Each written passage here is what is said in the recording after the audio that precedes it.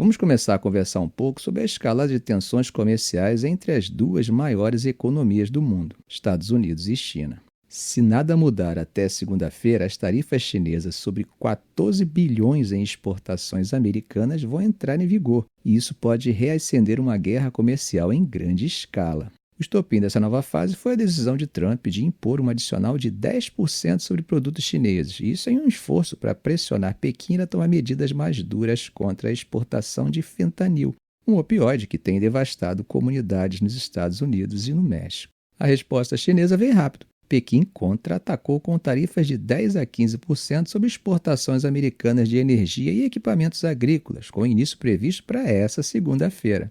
Agora, gente, o que os especialistas estão dizendo? Bom, Zhang Yanxin, do China Center for International Economic Exchange, alertou: isso pode ser só o começo dessa fase da guerra comercial e pode se tornar uma situação muito, mas muito ruim. Muita gente esperava que Washington e Pequim buscassem um acordo para evitar essa escalada, e Trump até sugeriu que conversaria com Xi Jinping. Mas depois da retaliação chinesa, ele mudou o tom e declarou que não tinha pressa, descrevendo as tarifas como um primeiro disparo, com medidas ainda mais severas por vir. E será que há negociações de bastidores? Bom, um oficial da Casa Branca afirmou que os Estados Unidos estão em contato constante com Pequim, mas por enquanto a embaixada chinesa em Washington disse que não há novos desenvolvimentos. O problema, gente, é que a estratégia de Trump pode ter saído pela culatra. Segundo Ma Wei, pesquisador da Cass Institute of American Studies, o prazo extremamente curto para a implementação das tarifas, apenas 2 dias, foi visto como inaceitável por Xi. Ma comparou a tática americana a um antigo ditado chinês, Sheng Ji Shi Beng, que descreveu a negociação feita sobre coação, quando o inimigo já está às portas do castelo, ou seja, Pequim não quer um acordo que pareça uma rendição. Mas há um detalhe importante aqui: a retaliação chinesa, apesar de dura, foi relativamente contida. Pequim abriu investigações antitrust contra empresas como Google e Nvidia, mas impôs tarifas a um número menor de produtos do que os Estados Unidos. Isso indica que, apesar da tensão, ainda há margem para negociações. Bom, agora tem uma questão que precisa ser analisada com cuidado. Será que essa briga é realmente só sobre fentanil? O governo Trump insiste que seu principal objetivo é forçar a China a combater a exportação da droga, que se tornou a principal causa de morte entre americanos de 18 a 45 anos. Mas especialistas em Pequim sugerem que há muito mais em jogo.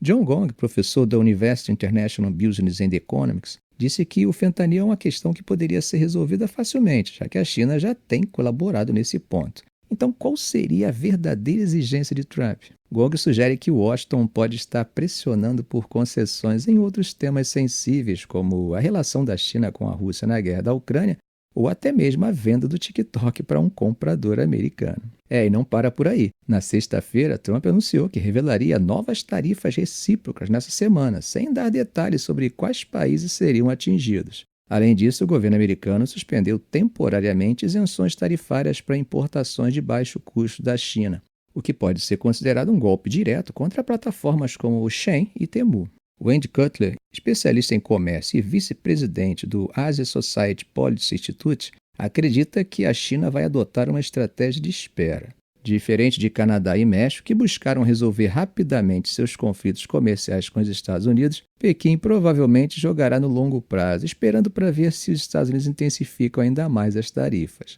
Será que Pequim está menos vulnerável hoje do que estava no primeiro governo de Trump?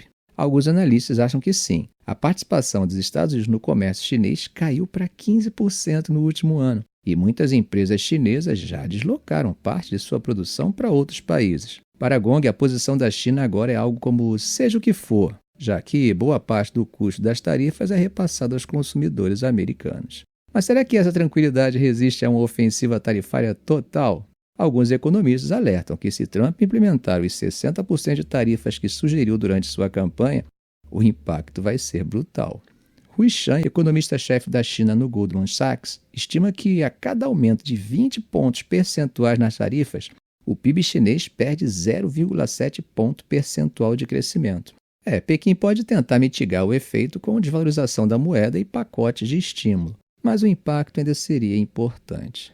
Agora, a gente tem uma variante importante, é que os Estados Unidos estariam se fechando e impulsionando um deslocamento de mercado, aumentando as parcerias comerciais dos demais países com os chineses. Essa reconfiguração pode ter resultado a médio e longo prazo, o que poderia diminuir a importância dos Estados Unidos no fluxo do comércio mundial.